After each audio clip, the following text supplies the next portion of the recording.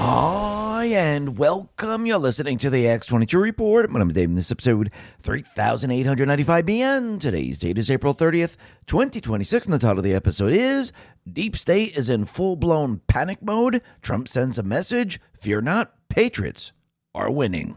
I have a question for you. Have you ever been sitting at your dinner table and said something like, I'm thinking about buying new shoes, or I need a new truck, and then you open up your phone and suddenly all you see is ads for shoes or a Chevy dealership? That's not a coincidence. Your phone is listening to everything you say, everything you do, and everywhere you go. Then it's selling your personal data and behavior to the government, data brokers, cyber criminals who would love nothing more than to steal your identity. This is the Ghost phone. Looks like a regular smartphone, but it's completely stripped of all tracking and surveillance. It's the exact opposite of the phone you're probably watching this video on. Here's what your current phone is doing right now, whether you know it or not. It's tracking everywhere you go, your favorite restaurant, your place of worship, your kid's school, your gym. Every late night search you thought was incognito mode, it wasn't. Those places you visit that you assume nobody knows about, yeah, those too. Every location, every search, every conversation, log, package, and sold hundreds of times a day to people you've never met. And here's the part that should make your stomach turn. Even when you power your phone completely off, it's still pinging cell towers, still giving your data away to the highest bidder. Now, I know what some of you are thinking. I'm not a criminal. I've got nothing to hide. And that is exactly what the people profiting off your data want you to believe. Privacy isn't for criminals. It's a basic right that every law-abiding citizen deserves. And they've convinced you to just hand it over for free. That's why I made the switch to Ghost Phone. It runs Graphene OS, the most secure mobile operating system on the planet. It's built on a Pixel 7a, completely de-Googled, completely stripped of surveillance. This is not some sketchy burner phone. This is the same hardened device used by deep cover investigative journalists going into hostile territories, undercover government agents, attorneys, and federal law enforcement. And now everyday Americans can have one too. Everything still works. Apps, cameras, calls, texts. Same premium hardware. The only difference, nobody's selling your movements to data brokers anymore. Click ghostphone.co/X22 in the description and use code X22 at checkout for $50 off. You deserve privacy. Stop letting big tech treat you like a product. Go to ghostphone.co/X22. Get the Ghost Phone. Now back to the video. Let's get into the economic collapse, political, and geopolitical news.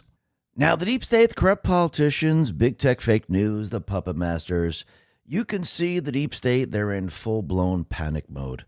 Their world is falling apart. They're losing all their leverage. They're losing all the pieces of their system. They're losing their money. They're losing their leverage and control. They're losing all of it. Soon, they'll be losing the midterms. Because once again, you can see what Trump and the Patriots are doing. They're now basically shutting them down from every single angle, making sure they can't win this election whatsoever. They're making sure they don't have the seats. They're making sure, in the end, Trump and the Patriots are in charge. And when you look around the world, Trump now is removing their leverage. He got rid of the king. He controls the king now. And soon he'll be controlling everything that they set up. And Trump is letting us know that all these people that you think are just going to get away with it, they're not. He sent a message and he mentioned something about a third term. Now, once again, we know he had a third term because he was in control during Biden/Obama's time. And that was used to wake up the people, but he was controlling everything that was going on. And now he's letting us know something else, that there is evidence against all of these people, and it's not going to be coming from the three-letter agencies. A lot of it's going to be coming from the military. Now, there might be investigations that are going on, like with the FBI, but a lot of the information that Trump and the Patriots have, it's coming from the military intelligence. And when you look at this, you could see from the very, very beginning, what did Trump do? He set up the biggest sting operation the world has ever seen. Now, I know a lot of people saying, that's impossible. He couldn't have done that. Yeah, he could have. Because again, when you look at the situation and you look at what has been done, the military has always been on his side. He rebuilt the military. And what does that really mean when he was in his first term? He actually created new weapons. He actually made sure that the military was capable in handling the missions that were coming up. And Biden/Obama didn't know about what was really going on. And if you notice, he mentioned it over and over and over. He created Space Force. Why would he do that? Because he needed to monitor things. He needed to make sure it worked with the military. So all throughout the first term, the military has been always monitoring the deep state players. They monitored the deep state when they released COVID. They monitored the deep state when they hid the evidence of where it came from. They monitored the deep state, how they used COVID to cheat in the elections. They monitored the deep state when they basically had the insurrection against the sitting president on January 6th. They monitored the deep state when they tried to assassinate the president multiple times. They monitored the deep state this entire time. And the military has the evidence against these individuals. Now, with additional investigation, with additional resources now, because we now control the FBI, we now control the DOJ, they will be adding on top of all of this. And you could see right now, he's letting us know all of this with his message, letting us know that he has it all. Remember, what he's doing right now, he's presenting it to the world. He's always known this information. He's letting the people see it. He's letting the people understand what has been going on. And the only way to do this is to show everyone their system. Show how they transferred the money. Show how they blackmailed certain politicians, CEOs, Hollywood. Show how they used the fake news to their advantage. Show how they were controlling the world's oil supply. How they use the terrorists and the cartels and the gang members against we, the people. He's showing everyone their system. And as people learn their system and people see how it is done, it gets worse and worse for the deep state players. This is why they're panicking right now. Think about what just happened with Louisiana. I mean, it's not just Louisiana. This is going to go to all the other states. The D's, they're in a death spiral right now that they can't recover from. And it's going to get worse and worse. Do you think the Comey case is just 8647 that he found on the beach? Or do you think it goes much, much deeper than this? Do you think it goes to a place where they have the communications of who he was talking to, what information he was receiving from certain players, domestic and foreign? Yes, this goes far beyond anyone could actually comprehend. Yes, those people that have been following along, they understand. But think about the rest of the country. Think about all the other people that are just catching on. Wait a minute. They sold uranium-1 to where? Iran got it? They were using that? It also went to North Korea? Most of the people don't get it. They don't understand just yet. But soon they will. And you could see the deep state players are so panicked. They're so worried that they can't control themselves. They're in such deep fear that they're going to continually do stupid things and say stupid things, which is going to wake up the people of America. And you could see it's already happening. It's been happening. Right now, the Patriots are winning every step of the way. Trump is making them feel pain every step of the way. Every step of the way, they're feeling fear. I mean, look, they were pushing to get rid of Pam Bondi, but Pam Bondi already set everything up. Now they're left with an acting attorney general who's now implementing everything that was already put into place. Actually, Schiff is panicking about that. He's worried that maybe Blanche is now worse than Bondi. Well, no, he's only worse than Bondi because he's just overseeing what was already done. And what are they going to really do with him? He's a temp. Think about the optics right there. So we could see that the deep state players, they are in a no-win situation, and every step of the way, they are losing. Think about it. Trump and team right now, they set up a division in the Department of Justice, and this division is to support the Second Amendment. Now, there's a new individual in control of the ATF. What do you think is going to happen to all those fake rules, which they pretend were laws? What do you think is going to happen? They're all going to start to disappear. What do you think is going to happen to all the gun control laws that all these states implemented? Well, the DOJ now is going to challenge every single one of them. What do you think is going to happen when it's being brought up to the Supreme Court? Every single state is going to lose. And all of a sudden, we're going to see that, hey, these laws were never supposed to be implemented. The only reason they were is because the deep state system protected the states and the laws. They made sure no one would win the suits. They made sure that any judge that looked at it or heard the arguments, they would shoot it down. Everything's about to change. And yes, soon we will get control of the judiciary. But again, to get control of the judiciary, you need control of the House and Senate. And I do believe we're going to get control of the House and Senate. Once this occurs, once we win the House, once we win the Senate, and we remove all those people that do not work with President Trump, that do not represent the people, because that's why they're there. They're there to represent the people. That's their only job. Their job is not to get money from lobbyists. Their job is not to be beholden to special interest groups. Their job is not to report to another master. The only master they have is we, the people.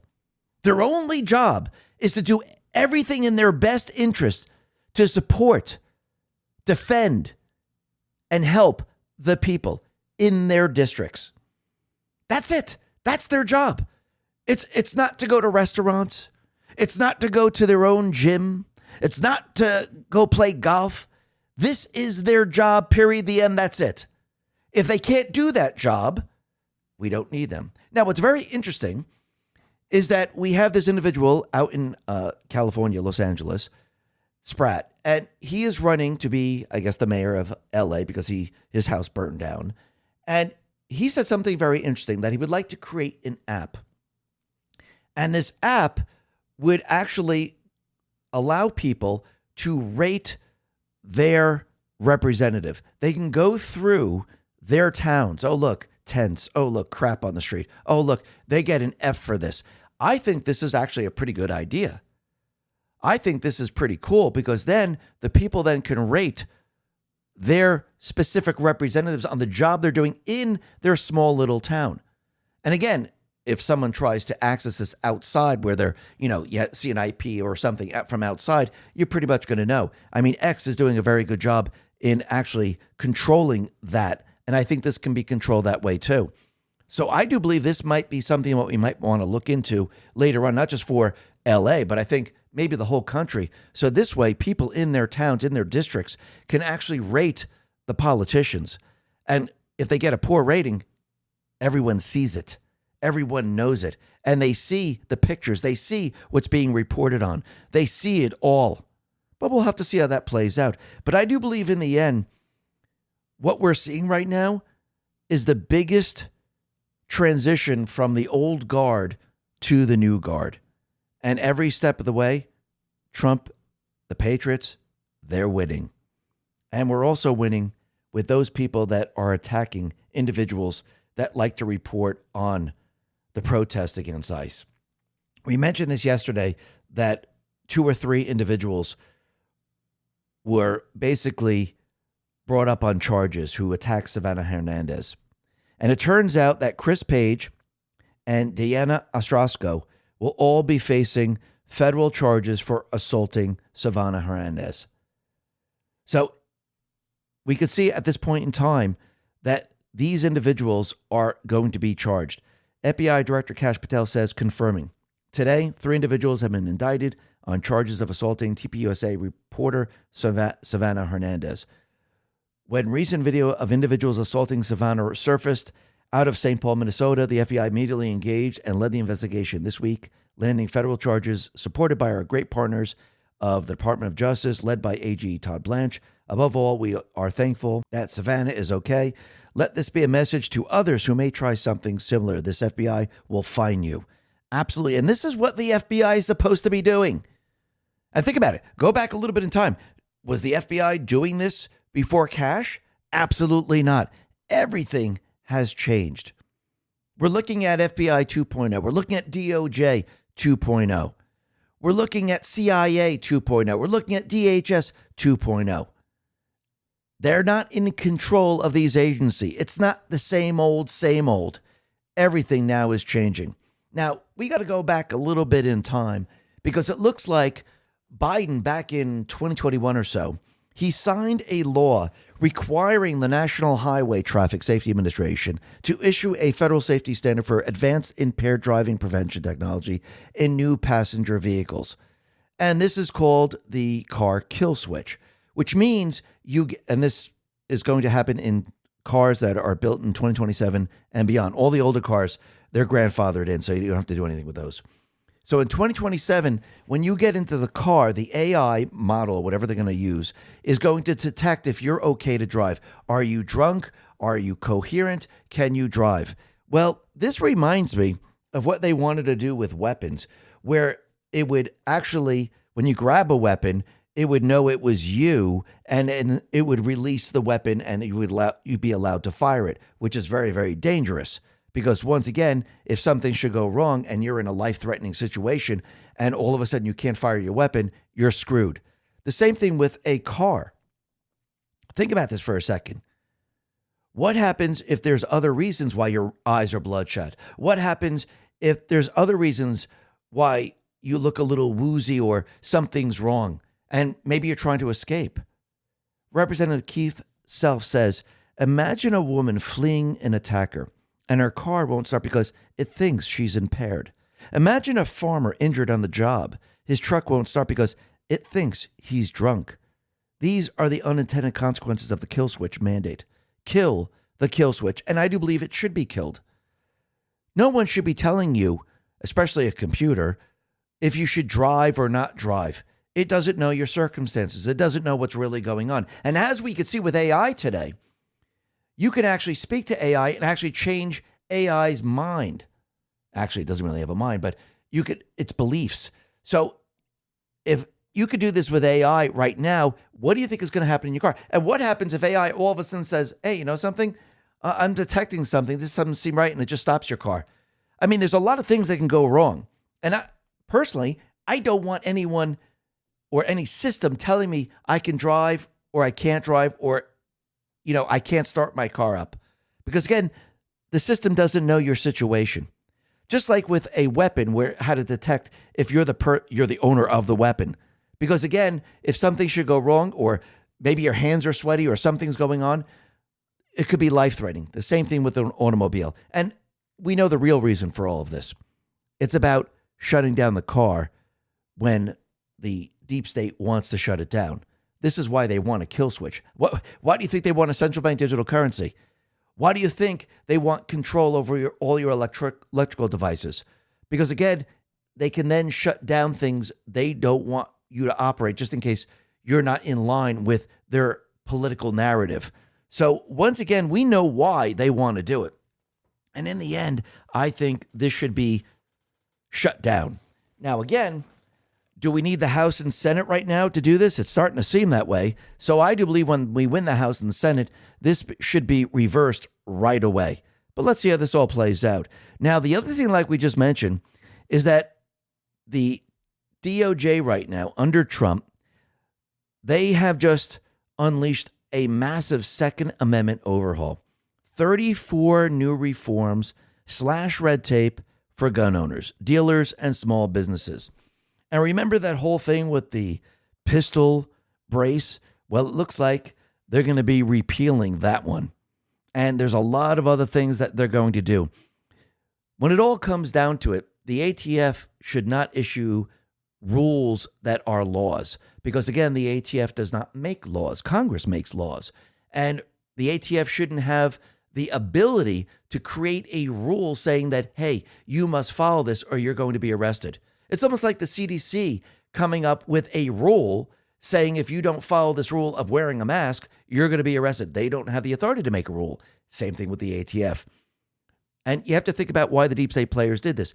They were trying to pass the authority down to the agencies because they could put their people into the agencies to actually control the situation. And they were doing it with the CDC. They were doing it with the ATF. And remember, their big push was to get the weapons away from the people, just like they did in Australia, New Zealand, UK, France, Germany, and the rest of the countries. And you could see what they're going through right now. Remember, there's no other country that has a Second Amendment like the United States because we're born with this right, just like we're born with the right to speak freely.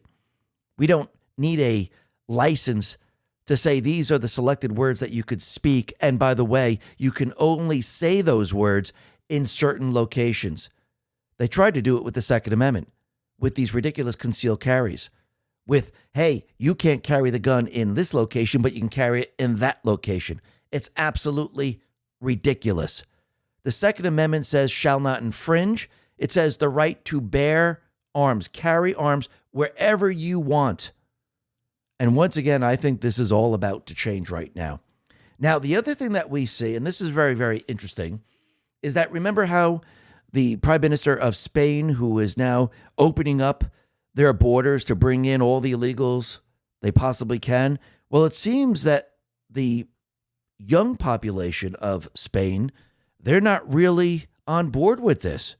A study published in Spain finds a majority of young Spaniards perceive mass migration as a real threat and associate it with rising crime, while agreeing that there are too many migrants in their country. So let's say the people are not on board. The study showing that they're thinking the opposite, just like the people in Germany, just like the people in France, just like the people in the UK and the people in the United States. So the people of these countries, they're not going along with their installed leaders. They're actually pushing against this. So once again, we see the same thing happening right now across Europe that happened here in the United States. And eventually, it takes a little bit longer for Europeans, eventually the Europeans will rise up and they will remove their installed leaders. Remember, most of these installed leaders, they're hanging on by a thread right now. Their overall ratings in their country, they're so low that they need something major to confuse and distract the people, and that is war. That's what they're really trying to push, war. But again, it's not going to work in the end. Now, President Trump and his team, they did something very, very interesting. The U.S. Department of Justice, they indicted the current governor of Sinaloa, Mexico, with drug trafficking and weapons smuggling.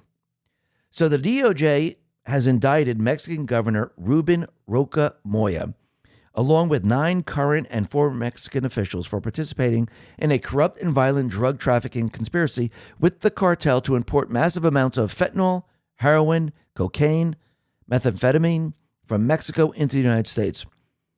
If President Sheinbaum gives up the governor of Sinaloa, Mexico, to extradition, the Sinaloa cartel will go ultra-violent against Sheinbaum, and Moya will likely take down the entire government apparatus with him. So Trump has put her in a very difficult position. She has to choose between protecting the political party or fighting the cartels. Now, of course, Trump is going to say, we will give you assistance in fighting the cartels if you like to go down that path. But let's see how this all plays out. This is going to be very, very interesting. Again, Trump is removing the terrorists out in the Middle East and the terrorists in the Western Hemisphere. The terrorists in the Western Hemisphere, they are the cartels, they are the gang members. The terrorists out in the Middle East, they are ISIS, they are Hezbollah, Hamas, Al-Qaeda. Basically the same people, just different names. So once again, you could see that Trump, he is going to be doing this with pretty much every single country. This is why he has Kristi Noem in this position, because she'll be working with all these different countries, with the Americas. Now, the other thing that we could see is that after nearly 7 years, we're finally going to have a direct commercial flight between the U.S. and Venezuela. Under President Trump, everything changed, and now the flights have been restored. Once again, you could see everything now is changing around the world. And Trump, he's changing the Middle East completely. And you could see that the Iran proxy army, they're in a bit of a trouble. And I think Trump wants to make sure that the people aren't suffering too much. And I think this is why Pakistan just opened 6 land corridors to Iran. Now, I know everyone's freaking out about this, but I wouldn't be surprised if Trump might have known about this, because this wasn't kept a secret, actually. Pakistan actually published this.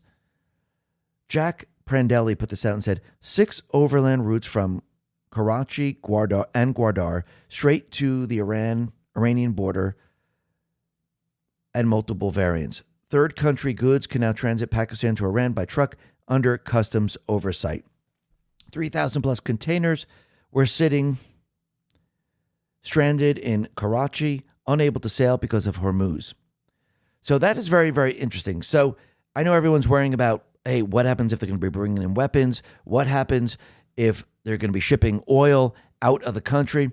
Well, if they're going to do it by truck, they're going to need 20,500 trucks to equal a tanker, an oil tanker. So are they going to be able to do this? I don't think so. And plus, if they decide to have a convoy leaving Iran, I mean, how easy is it for Trump and team to destroy it completely? I mean, isn't this what they did in Syria? Remember, they were shipping oil from Syria to Turkey, and there was a convoy. And during Obama's time, you know what he said? We can't find the convoy. We have no idea where it is. Well, that's because he was in charge of destroying ISIS, but he didn't destroy ISIS. He actually bombed all the other armies in Syria and other places and allowed ISIS to expand, and he ignored the convoy. As soon as Trump came in, he goes, there it is. There's the convoy. Generals, bomb the convoy. And that's exactly what happened. So is this going to be a major problem? I don't think so.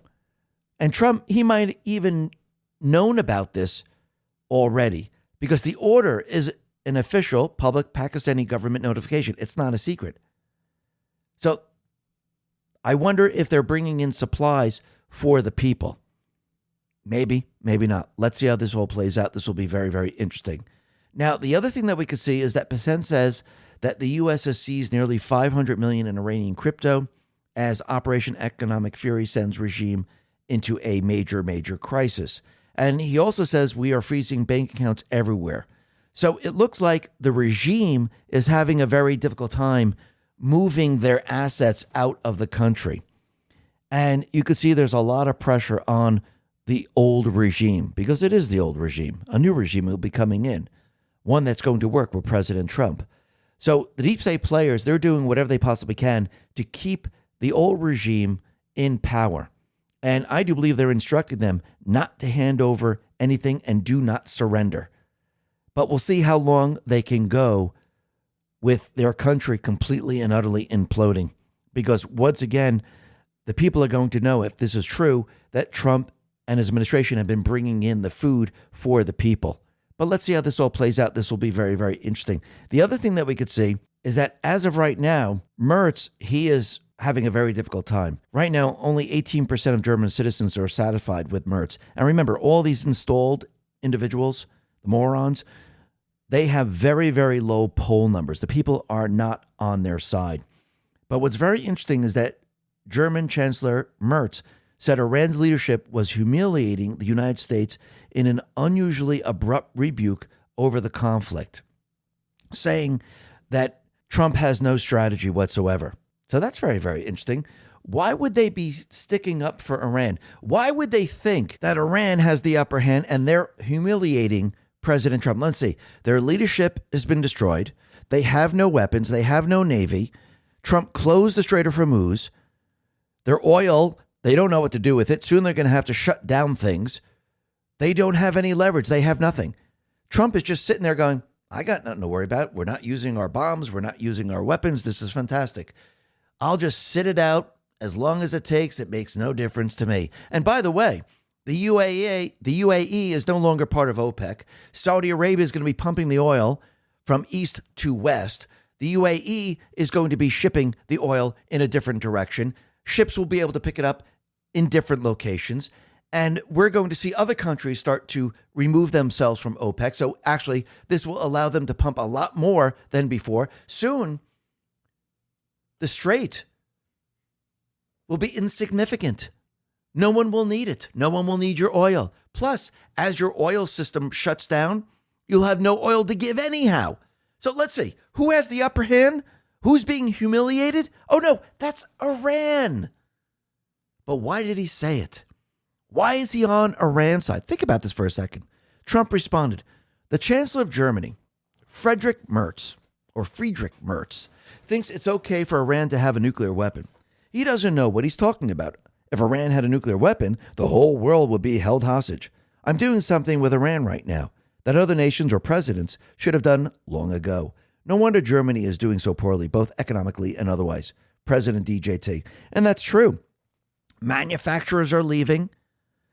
Their economies falling to crap. They don't have energy production. They destroyed their nuclear reactors, their coal reactors. They're screwed big time. Remember, in their minds, they thought, hey, we're going to be going to war. Hey, everything's going to be shifting to China.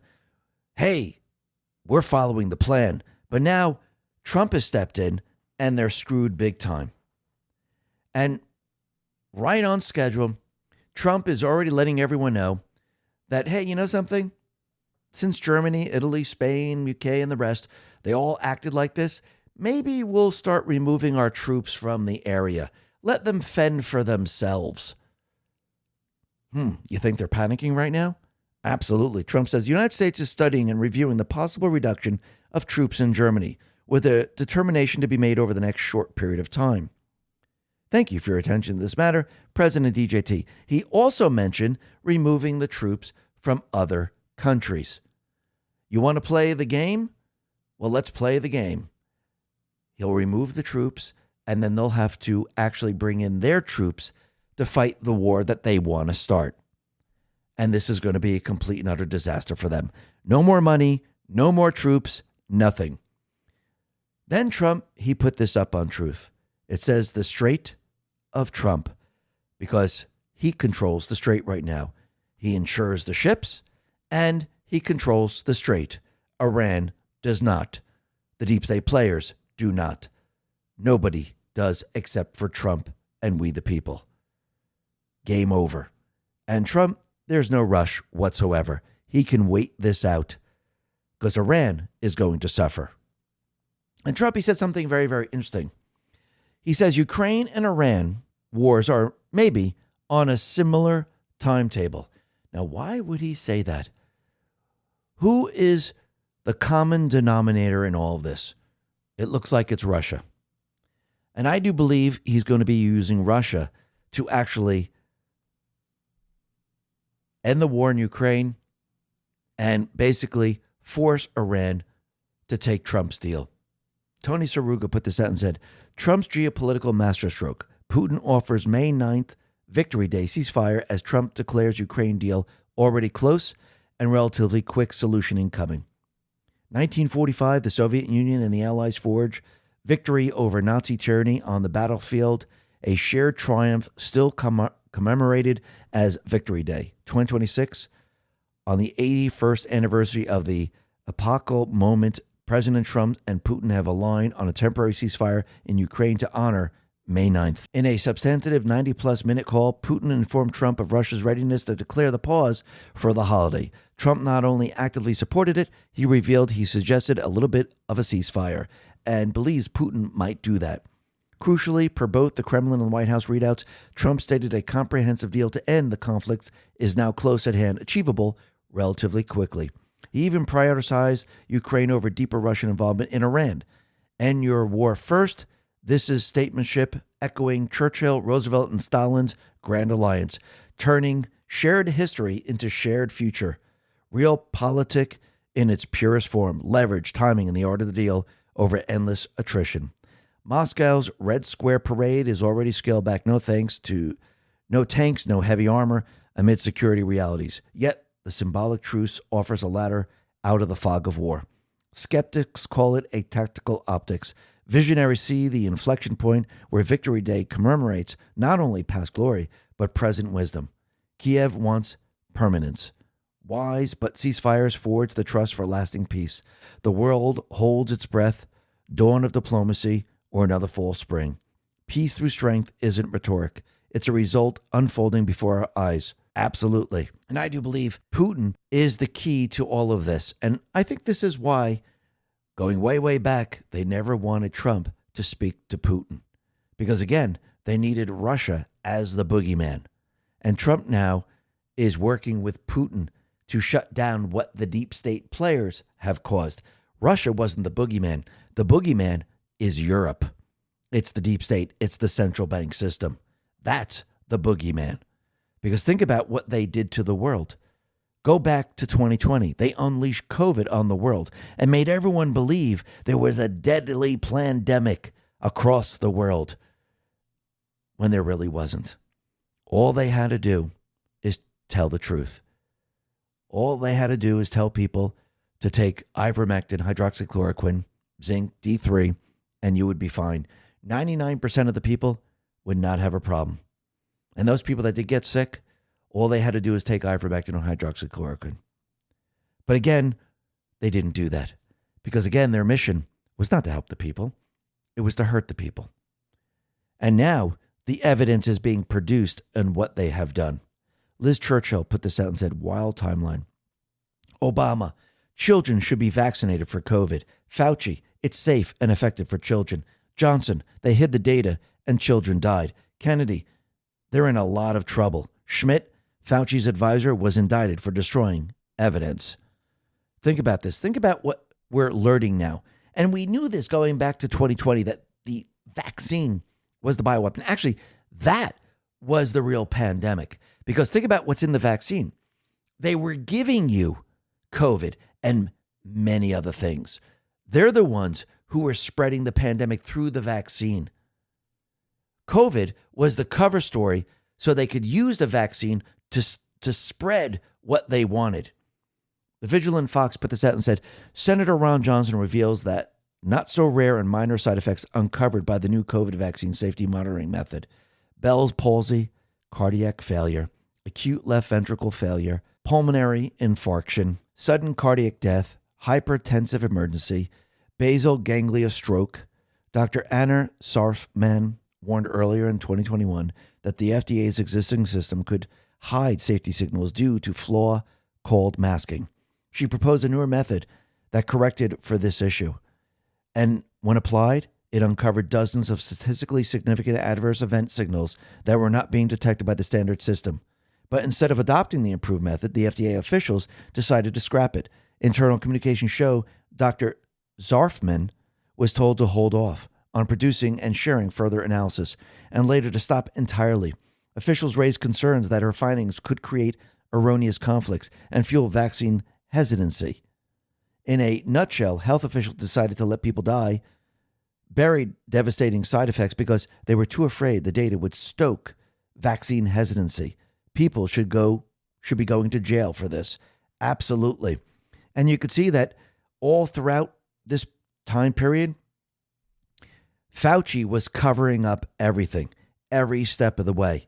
And he had his minions do this. And yes, he lied to the people. Why do you think the auto pen gave them a pardon? Because this is how they were covering up their crimes. The cover-up always gets you in the end. And I do believe in the end, this auto pen, the pardons from the auto pen, it's going to be stripped away from them. And soon they're going to have to face the people of this country. And people are going to realize that they killed a lot of people. They're the ones who murdered people. They are killers.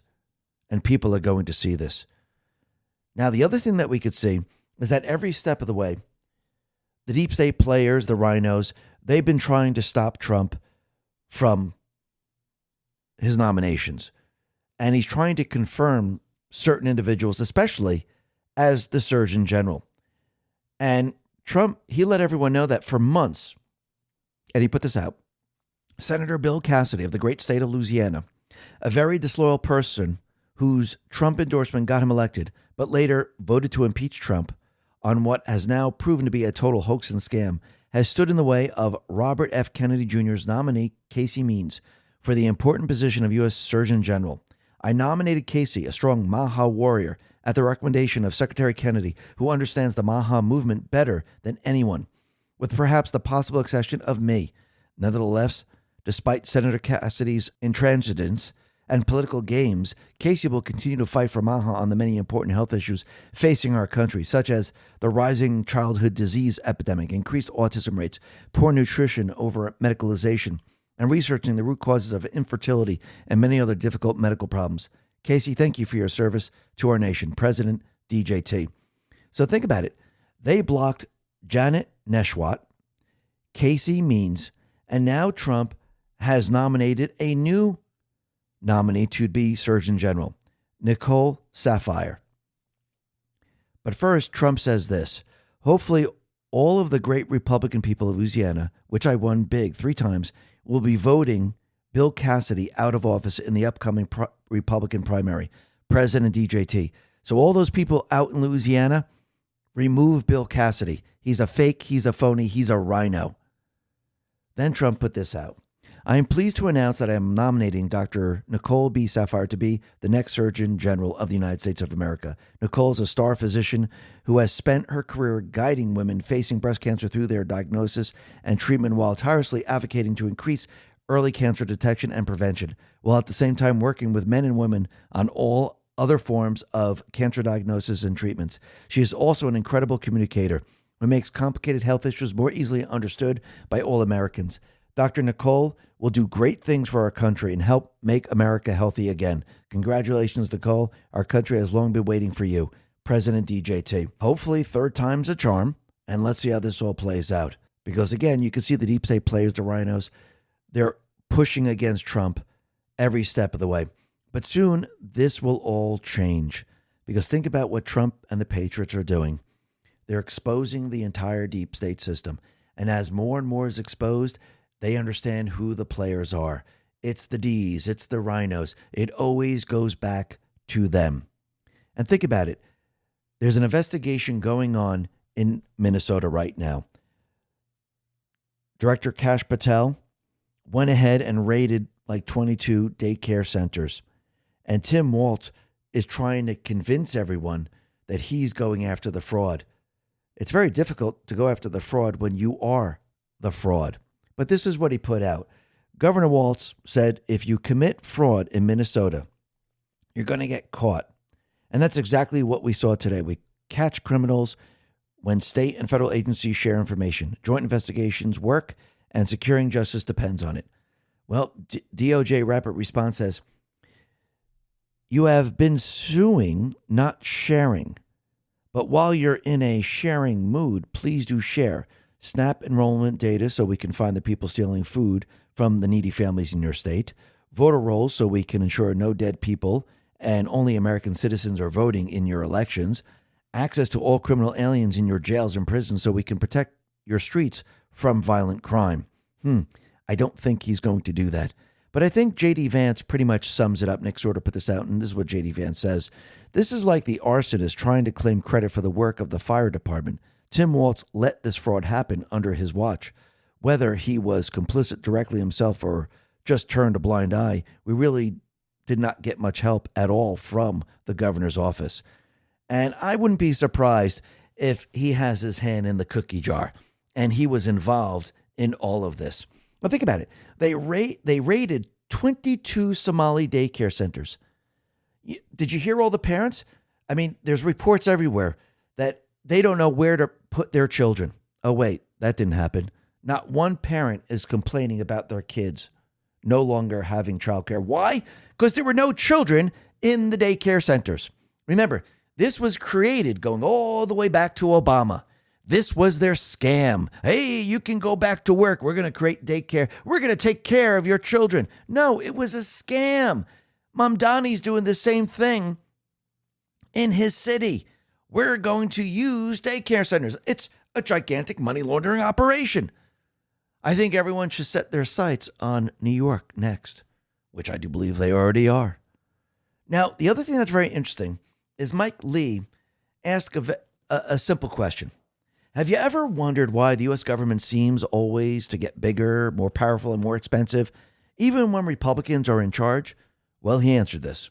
I'm convinced it has a lot to do with the way the left has weaponized the Capitol Hill press corps. The Capitol Hill press consists overwhelmingly of far-left progressive activists. In the Senate, they follow lawmakers from meeting to meeting in the hallway, aggressively interrupting conversations and barking questions that sound faintly journalistic but are little more than their progressive talking points.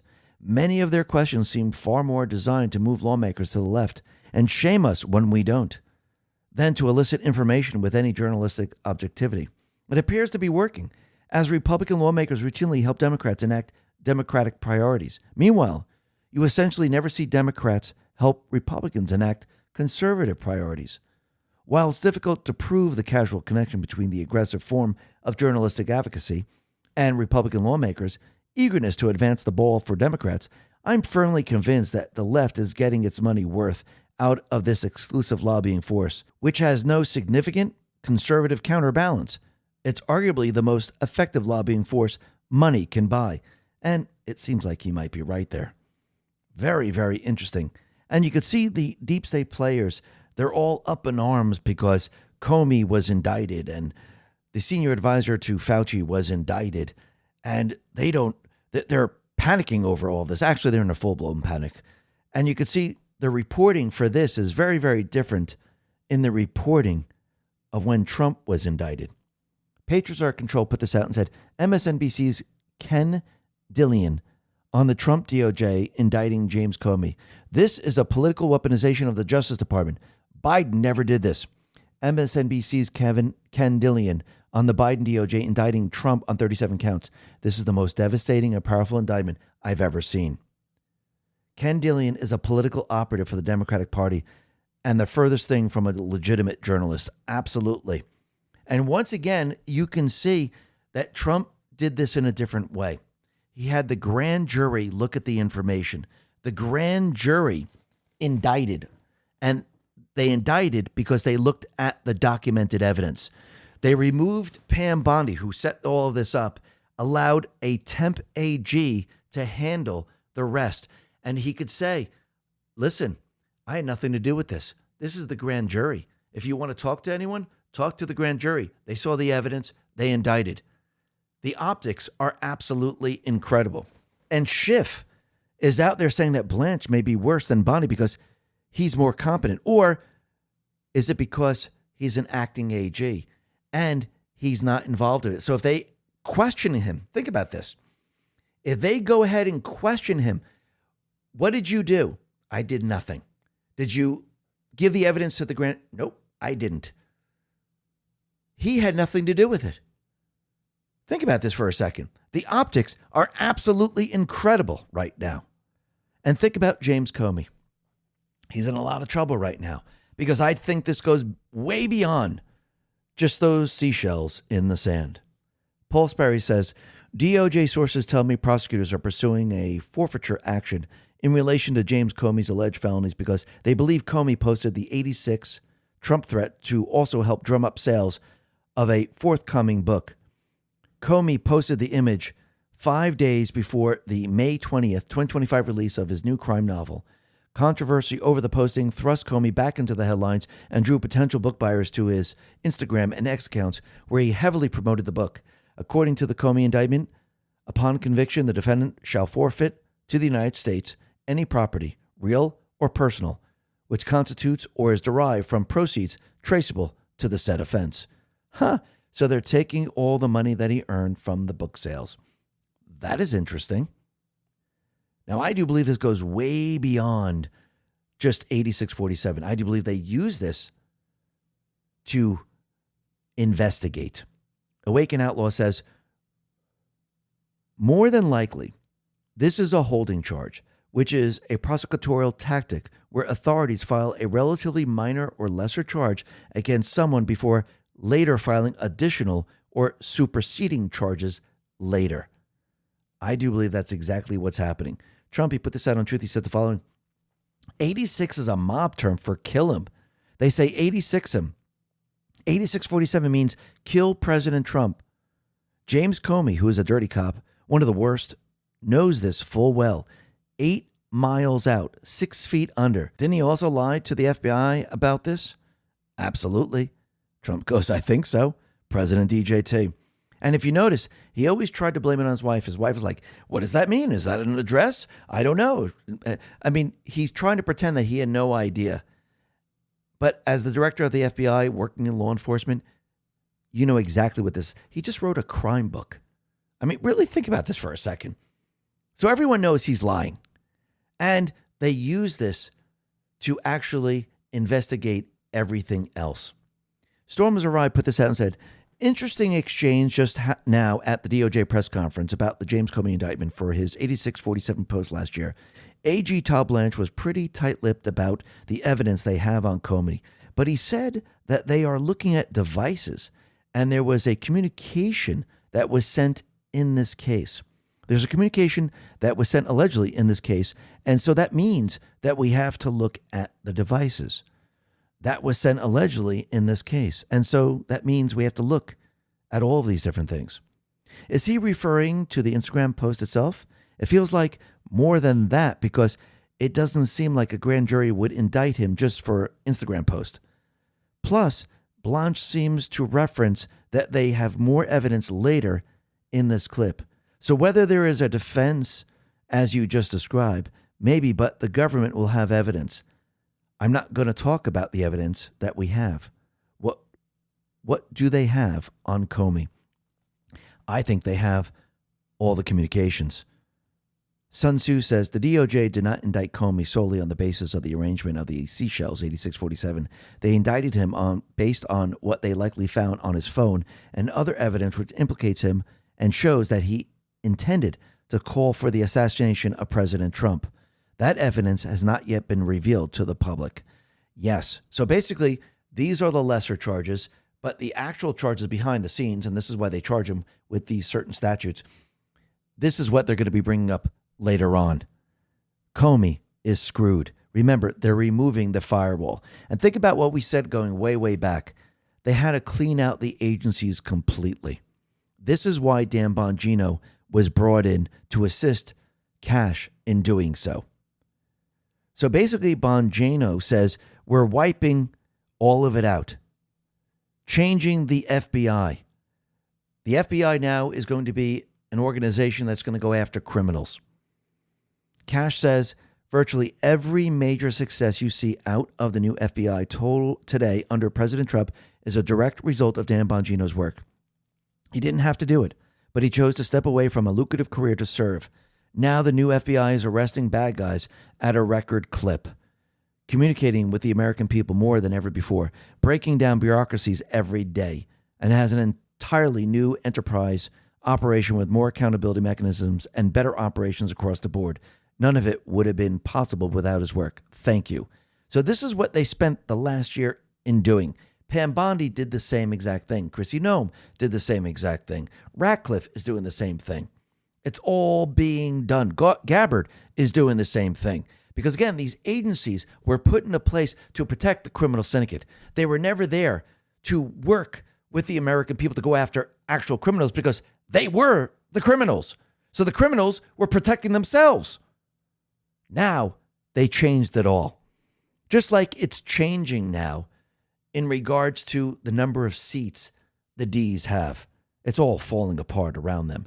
C3 put this out and said, Oregon was just forced to remove 800,000 ineligible voters from their voter rolls. Oregon is a 100% mail-in ballot state. Oregon has 3.3 million eligible voters. 2016, Trump lost by 220,000. 2020, Trump lost by 382,000. 2024, Trump lost by 321,000. Think about that. Truly think about that. And you could see, since the Supreme Court ruled against the D's, and now they lost their seats, they are panicking like we've never seen before. Jeffries had a press conference, and he says, we're now at the point where affirmative action is gone.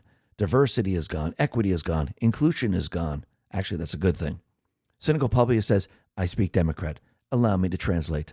Affirmative action equals active discrimination. Diversity equals people who all think and act exactly alike. Equity equals Marxism. Inclusion, exclusion of undesirable groups. Hit it right on the head right there.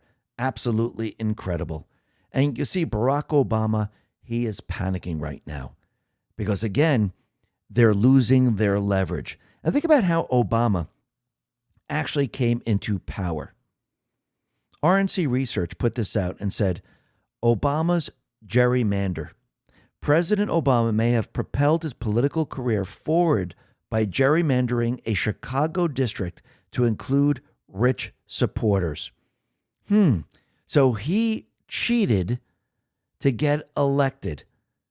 And ever since, he's been gaming the system and cheating to install the people that they need. Think about that for a second. C3 says, going just by the numbers, the Democrats have around 40 to 50 fraudulent House seats due to illegals counted in the census, 15 to 20 invalid House seats due to race-based districting. The Dems' election scams are being removed one by one. The entire Democrat Party is based on fraud. Trump put this out on Truth, says today's 6-3 Supreme Court decision in the Callias case is a big win for equal protection under the law, as it returns the Voting Rights Act to its original intent, which was to protect against intentional racial discrimination. Thank you to brilliant Justice Samuel Alito for authoring this important and appropriate opinion. Congratulations, President DJT. Ronald Carter explains exactly what this means. Nobody is telling you the real story of the SCOTUS voting right ruling. Yes, the court ruled 6-3. Yes, race-based districting is now unconstitutional. Yes, Louisiana map got thrown out. But here's the part everyone is missing. Democrats don't have a House majority without those court-ordered maps. A dozen of their current seats sit in districts that only exist because federal courts force states to draw them. Louisiana, Alabama, Georgia, North Carolina, South Carolina. Everyone has at least one Democrat seat in a court-created black majority district. Their House margin is 4 seats. SCOTUS just made 12 of their 213 seats legally redrawable. Republican-led legislators don't need new voters. They need a redistricting committee and a Tuesday afternoon. If race-based districts are unconstitutional, then Louisiana redraws. If Louisiana redraws, then Alabama redraws. If Alabama redraws, then every southern state redraws. If every southern state redraws, the Democrat House majority was a 60-year courtroom artifact, not an election result. That's what nobody is saying out loud. The 2026 midterms were just decided 6-3, 6 months before Election Day. Boom. Everything has now changed. Absolutely incredible. Trumpy says, I had a very good conversation with Governor Bill Lee of Tennessee this morning, wherein he stated that he would work hard to correct the unconstitutional flaw in the congressional maps of the great state of Tennessee. Likewise, all of the other political representatives of Tennessee have promised to do so. This should give us one extra seat and help save our country from the radical left Democrats and their country-destroying policies of high tax, open borders, transgender mutilization, defunding the police, ICE and Border Patrol, no voter ID, soft on crime, and so much more. Thank you, Governor Lee. Push hard, President DJT. And it looks like the primaries in Louisiana are going to be postponed right now because of the ruling. So this is very, very interesting. So now the Patriots now are gaining seats. And you could see the elections for the midterms are completely and utterly changing. Now think about what else Trump is doing right now. He's putting into place where they won't be able to cheat in the elections. Harmeet Dillon is going across the country, removing the dirty voter rolls. Trump is pushing the Save America Act, and if that doesn't occur, he will use the executive order. Because you have to remember, there's 2 investigations going on. He's going to show that it's a national security threat. So they lost the seats. They're not going to be able to use mail-ins. They're not going to be able to use their illegals. This is why Nancy Pelosi keeps saying, hey, Trump changed the votes via the machines. She's going to prove how the elections were altered in 2020. Absolutely incredible, which means they're going to fight this with as many lawsuits as possible. That's what they're gearing up for. Plus, they're going to use riots. Plus, they're going to use other things. But I do believe Trump and the Patriots, they're all prepared for this. Now, the other thing that we could see is that DeSantis, he's going to be signing the new redistricting map because the House and the Senate voted on it. And it looks like Debbie Wasserman Schultz is finally getting pushed out of Congress. Bye-bye, we don't need you. And Trump is letting everyone know that at this point in time, let's take full control of what's going on. Let's shut down the Democrats once and for all. And the Patriots in the Senate must continually push because right now Thune, Cornyn, McConnell, Tillis, and many others, they're continually pushing back because they know what this means if they get rid of the filibuster. They're also done for because that means the Save America Act will pass and they will not be voted into their positions. It doesn't matter either way. If they don't pass it, Trump uses the EO, they're not going to be voted into these positions no matter what. But Trump has a message for the Republicans. He says, how much abuse can the Republican Senate take from the radical left lunatics in the form of Democrat senators before they blow up, terminate the filibuster, and approve things at a record clip, including the Save America Act, that would be unthinkable without the filibuster termination. The Dems will do it on the first hour of their first day. Do not be stupid, President DJT. It's time to nuke the filibuster. It's time to pass all these things right now. He's continually putting pressure on Thune, Cornyn, McConnell, and the rest. And you know what the people are seeing? The people are seeing who's blocking this.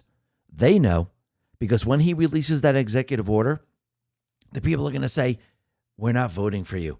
There's no way for you to cheat. You have just lost your position. What you tried to do didn't work. And then Trump put this out, and this is from Spiritual Street Fighter 17.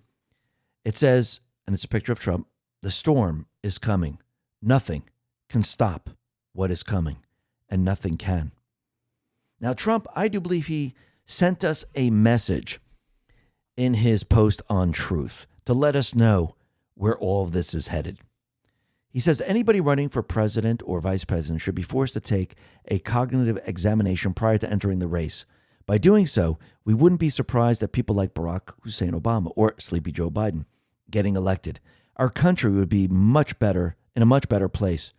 I took the exam 3 times during my 3 terms as president, and he wrote out the word 3 and put them in quotes, all caps, and aced it all 3 times. An achievement that, even on a single exam, according to the doctors, has rarely been done before President DJT. So 3 terms. He had his first term during Biden-Obama. That was his second. Now he's in his third.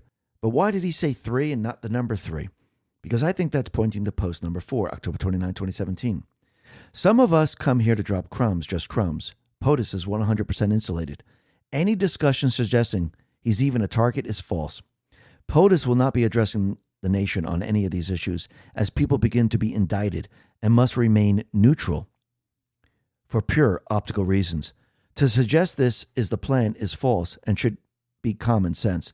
Focus on military intelligence, state secrets, and why might that be used versus any, and it's capitalized, 3-letter agency. What Supreme Court decision opened the door for a sitting president to activate what must be showed? Why is POTUS surrounded by generals? Again, there are a lot more good people than bad, so have faith. This was a hostile takeover from an evil, corrupt network of players, not just Democrats. Don't fool yourself into thinking Obama, Soros, Ross, Clintons, etc. have more power present day than POTUS. Operation Mockingbird Patriots are in control. Sit back and enjoy the show. So, military intelligence has the information. It will be used in the court of law, not from the 3-letter agencies, because the military intelligence has been monitoring all of their crimes, everything that they've been doing, and it will be used against them. I do believe that he just sent us a message that, yes, they have it all, and it's going to be used against them. No matter what they try to do in the agencies, whatever they try to cover up, it will make no difference whatsoever because the military has it. The agencies don't. Now, that doesn't mean the agencies aren't going to be doing investigations. Of course they are, because now we're looking at FBI 2.0. We're looking at DOJ 2.0. We're looking at DNI 2.0. So, yes, they will still do investigations, but the military has the information because we know the deep state players, they tried to burn, they tried to delete, they tried to hide, they tried to do whatever they possibly can to make sure that no one got this information. And now it's all going to fall apart on them. Who's winning? The Patriots are. Why? Because the Patriots are in control. Listen, everyone, thanks a lot for listening. Be well, be safe, and especially be prepared. Thanks a lot.